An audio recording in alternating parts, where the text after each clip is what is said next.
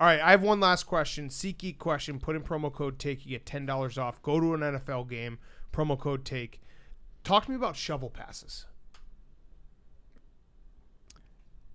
A lot more teams need to utilize trickery. Yeah. Gadget plays in the NFL. Shovel passes?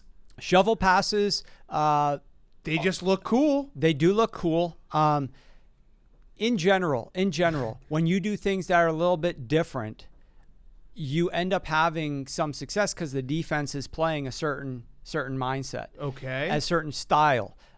What we end up seeing, and this goes like beyond the shovel pass discussion, but just a broader discussion, when teams do something really out of the box, but they do it well, they stick to it, like the way that the Ravens played last year, even though Lamar wasn't dominating from their passing game, they were using a lot of rushing and they were doing things just totally different.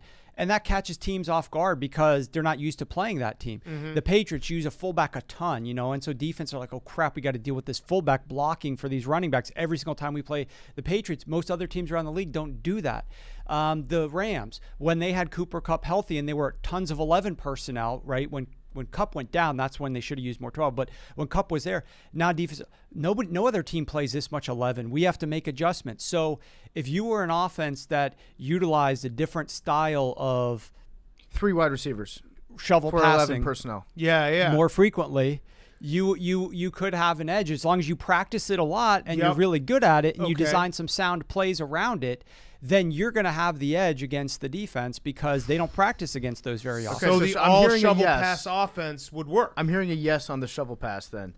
Exclusively shovel pass. Have you ever run the numbers on a designed lateral from a wide receiver after, like a hook and ladder type play and seen what the fumble percentage is on that first pass back?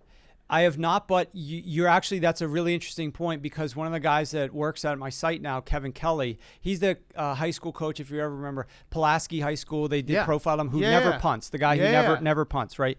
And so his next innovation, or one of the things that he wrote about, was that in the future, more teams will look to do downfield laterals of the football because it's very difficult for the defense. It puts a lot of stress on them. They're not accustomed to.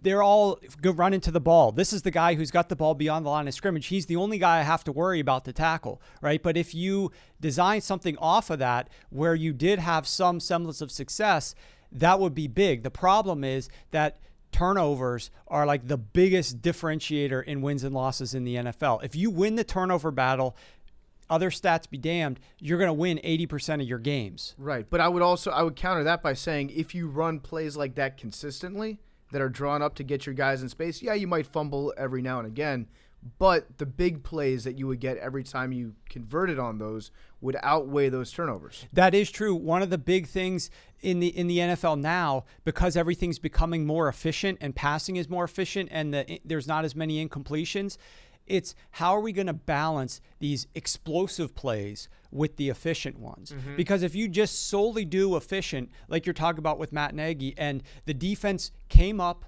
because they never were throwing the ball down the field, and if you're never trying to get the chunk plays, you're just trying to get these efficient ones where you're gaining 5, 6, 7 yards at a time, like the defense is going to be keyed in. So you've got to balance those big chunk plays with the efficient ones. That's something that the Ravens are doing really well this year, but you're absolutely right. If you can balance that, and if you practice it enough so that you aren't as prone to fumbling, I mean, that really could be another innovation down the road. I've been saying it for the last 3 or 4 years. This is an exploitation that you get, because if you look at the percentage of end of game plays when they're running these, like the Dolphins against the Patriots last year, most of them don't end up in touchdowns like that, but usually they complete at least the first lateral when it's designed.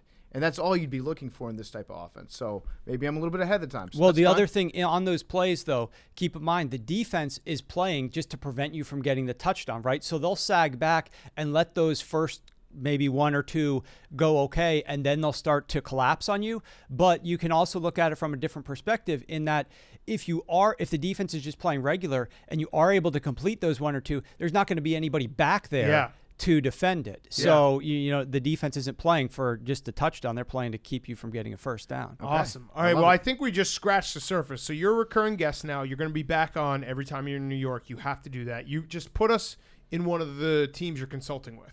So we're the 10th team. Got it. And just so everyone knows, he's not consulting for the Cowboys, Seahawks, Eagles, Rams, Bears, Cleveland, or the Redskins. Do you just want to have me as a recurring guest so that you can like try to get through the whole? We will eventually get there. Yes, we will eventually get there, and then we will blackmail you. So this is kind of a long con, and it's going to work.